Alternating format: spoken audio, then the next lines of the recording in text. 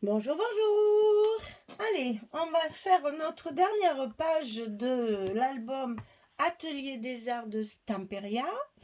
Donc, je vous rappelle que j'ai travaillé avec deux collections 30-30, que j'ai utilisé sur chaque page deux feuilles 30-30, une fois donc d'un côté, une fois avec le verso. Et là, j'ai utilisé tous les papiers qui me restaient pour pouvoir construire ma dernière page. Donc, il me restait une feuille assez grande pour pouvoir couper des cartes.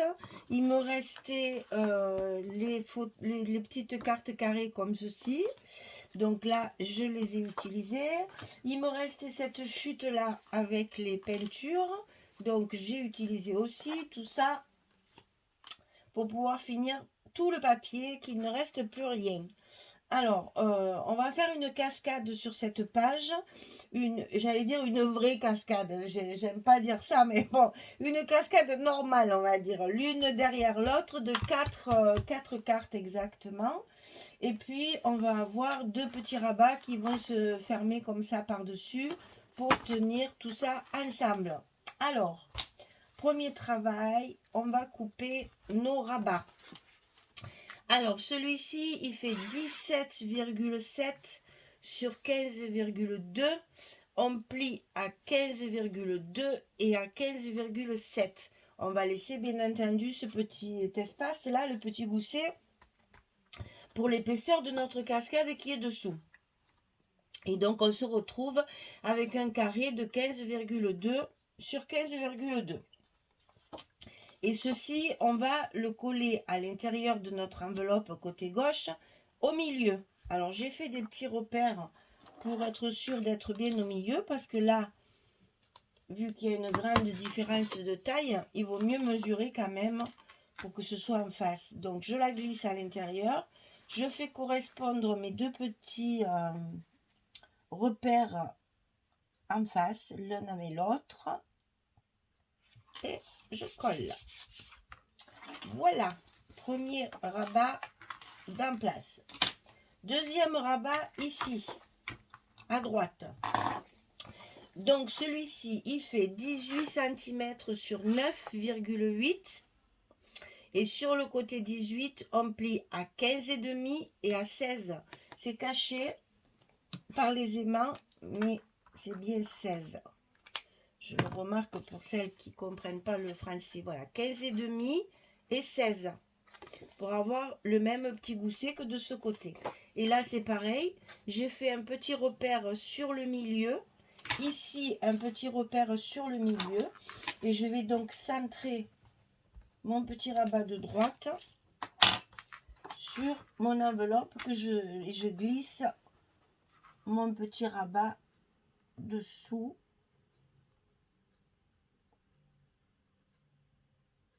Voilà. Donc mes deux petits repères sont ensemble. Du coup, ici, je vais me retrouver bien centré sur ma feuille. Les aimants, on les mettra après quand on aura l'épaisseur de la cascade. Alors, on met ça de côté pour l'instant. On va travailler notre cascade. Donc, pour une cascade, bien entendu, il faut un papier de fond. Sur ce papier de fond, on va faire des traces, des traits, des repères et des marques pour essayer d'avoir quelque chose de bien droit, de bien symétrique. Et on va couper 4 fois 18 cm sur 11. Et on plie sur le côté 18, on va plier à 16, comme ceci, pour obtenir notre format traditionnel de 11 sur 16 pour les photos 10-15. Et on met la colle et le scotch ici, dessous. Donc, on va faire ça 4 fois.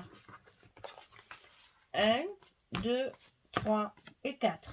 On va tout de suite coller ça. Comme ça, ça sera terminé. Nos cartes seront recouvertes et prêtes à être insérées à leur place. Donc ça, comme ça, c'est fait. Les autres, je les ai recouvertes hors caméra. Comme ça, tout est prêt. Alors ensuite, il va falloir tracer.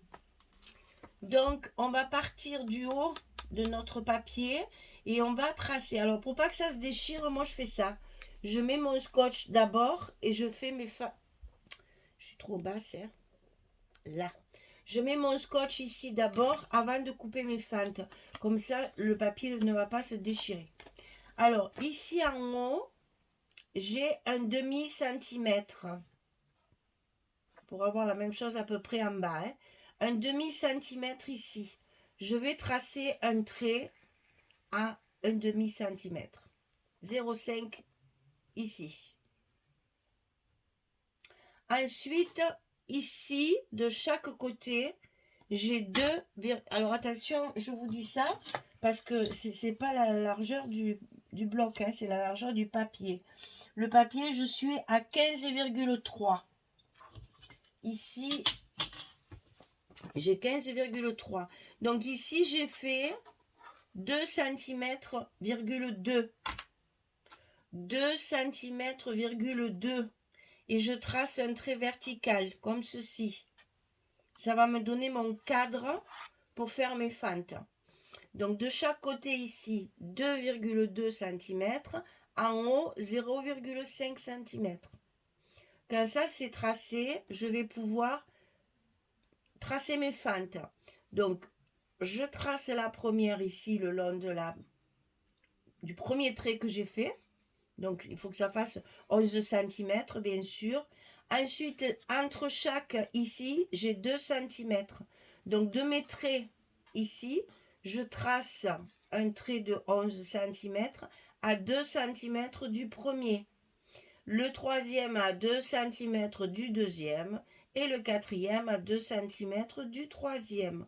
Et vous n'avez plus qu'après à couper vos fentes pour insérer vos cartes. Donc, on doit en faire 4.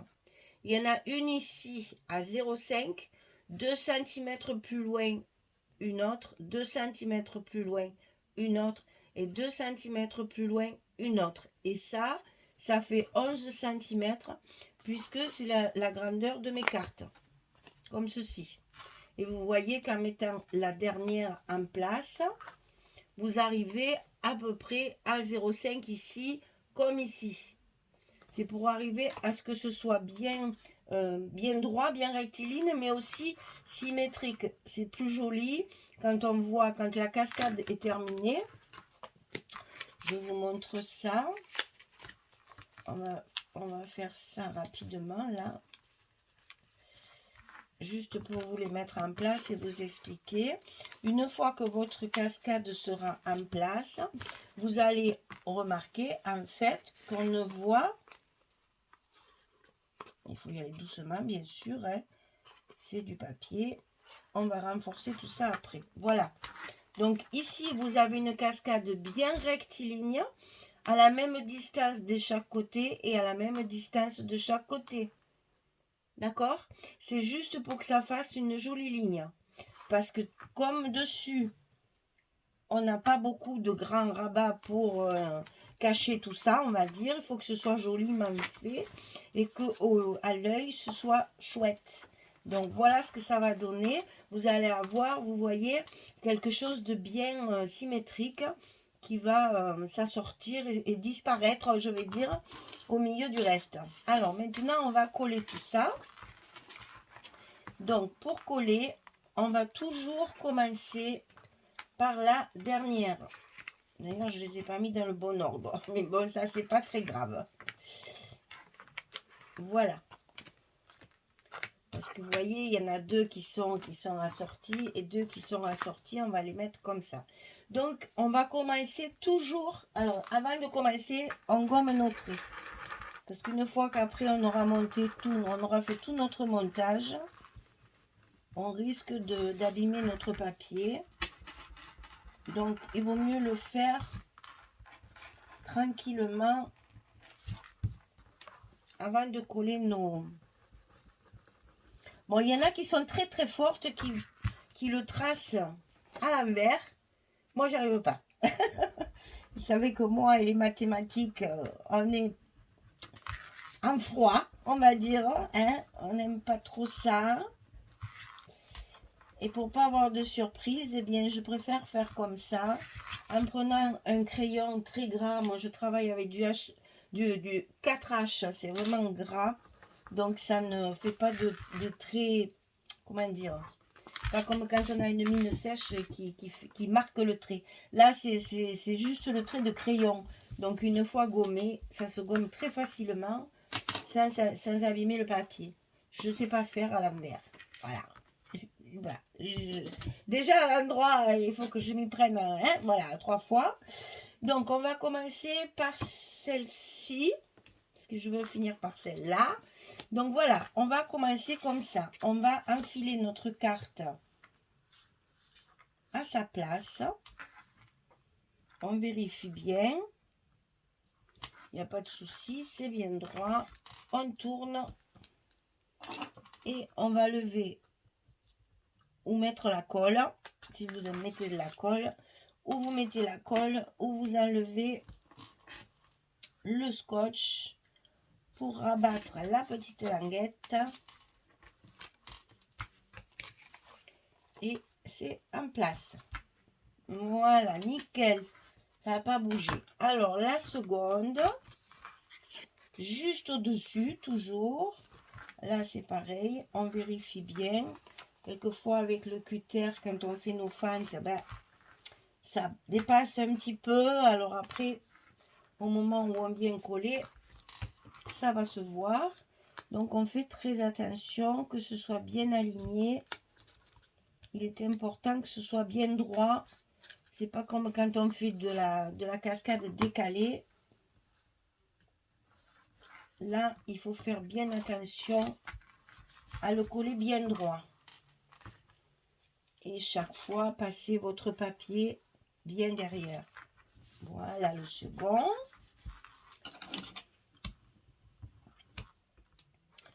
On n'oublie pas notre petit côté plioir. Voilà. Donc, le papier se soulève, c'est normal, hein, puisqu'il n'est pas collé. Et puis, ça fait du poids. Donc, c'est normal. Ne vous inquiétez pas. Ça, c'est quelque chose qui arrive. Après, on met la troisième.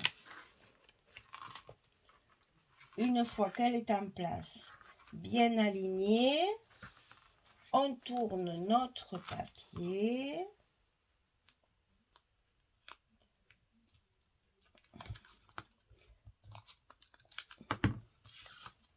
Vous voyez qu'avec ma main, je maintiens toujours, hein, pour pas que ça glisse, pour pas que ça bouge. Là, quand on fait ce genre de truc, il faudrait 4 mains en fait. Mais comme malheureusement, on n'en a que 2, eh bien, on fait avec. Donc, on se sert de ses mains pour plusieurs actions en même temps. Allez, on n'a plus que la dernière, c'est la plus périlleuse, parce que justement, il n'y a pas beaucoup d'espace et qu'il ne faut pas déchirer le papier.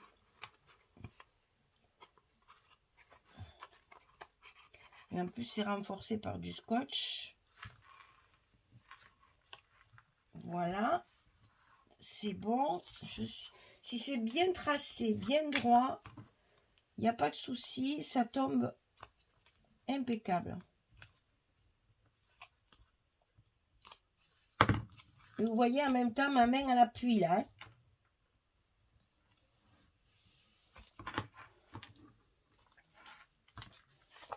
Et comme ça, elle est parfaite, ma cascade. Voilà. Alors, il reste à consolider tout ça, toutes ces feintes là. Ici, je vais carrément, comme j'avais mis mon scotch pour consolider, maintenant, je vais en mettre un comme il faut par-dessus. Voilà. Donc, on met du scotch sur toutes nos fentes. Il faut que toutes les fentes soient scotchées. Et ça, même si vous travaillez à la colle, je vous recommande de le faire parce que les fentes, c'est toujours un petit peu délicat, bien sûr. On va soulever, soulever, soulever. Donc, tout ce qui est fente, allez, un petit bout de scotch. Ça paye pas de mine, comme on dit chez nous. Mais en attendant, ça vous consolide tout ça. Et ça permet justement de pouvoir manipuler tout ça tranquillement, sans que plus rien ne bouge, plus rien ne se déchire. Parce que ça reste du papier quand même. Hein, donc, on consolide tout ça. Et au moins, ça ne bouge pas. Voilà. Là, on a fini notre cascade. Maintenant, on va pouvoir la mettre en place. Alors, pour la mettre en place, évidemment, rien de plus simple. Hein, si ce n'est qu'il faut enlever 1 km de scotch. Ou ben, si vous mettez de la colle, bien sûr, c'est différent. Mais il faudra quand même enlever les scotch de vos fentes quand même, hein, la protection.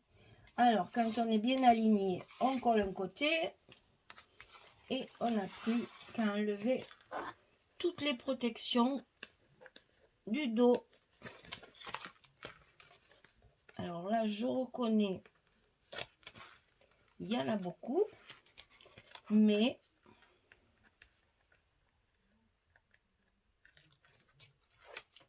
c'est utile pour que ça solidifie votre travail, pour qu'en même temps, tout reste bien solidaire.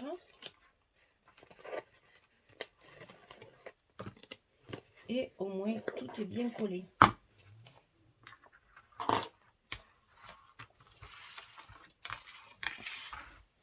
Voilà, le plus dur est fait. C'est toujours un peu délicat la cascade, on prend son temps, hein. On n'est pas pressé. On travaille calmement et dans le calme aussi, ce qui n'est pas négligeable.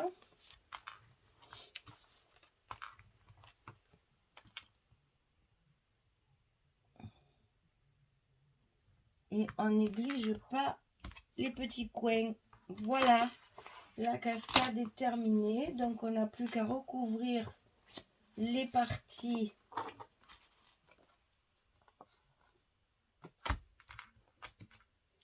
les petits rabats d'un côté comme de l'autre.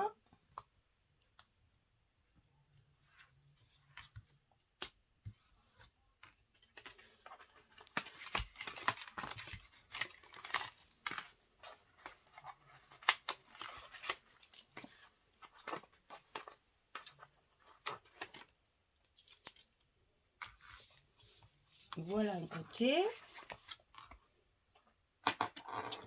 Ensuite, on peut coller celui-là.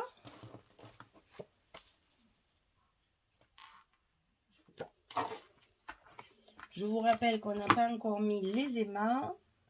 Et que donc, il ne faut pas coller les papiers là où on va mettre nos aimants, n'est-ce pas? Donc, on peut mettre tout le reste. Enfin, le plus judicieux, c'est de coller les aimants avant. Mais enfin, j'y étais. Voilà. Alors, maintenant que le principal est fait, voilà, on va pouvoir coller nos aimants à leur place.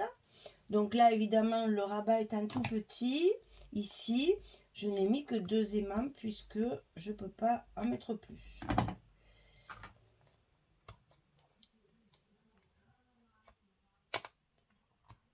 Voilà. Et ça suffit parce que c'est pas très...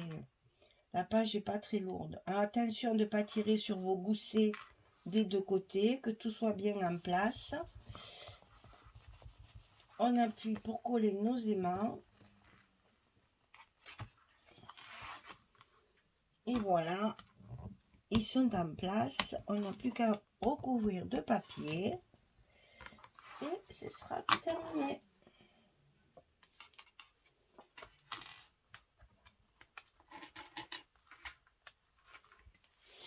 Alors,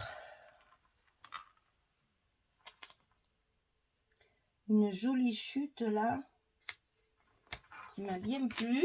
Je me suis dit, ouh, ça, pour un petit rabat, c'est parfait.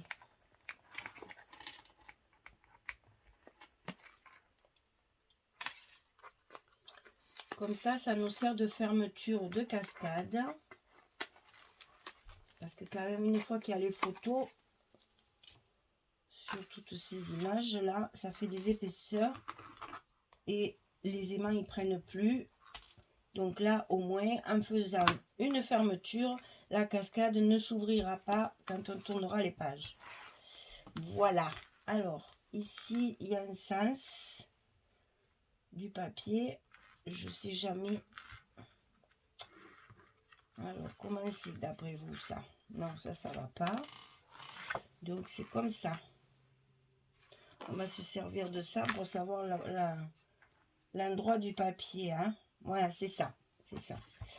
Donc, ici, on n'a plus qu'à mettre ce morceau.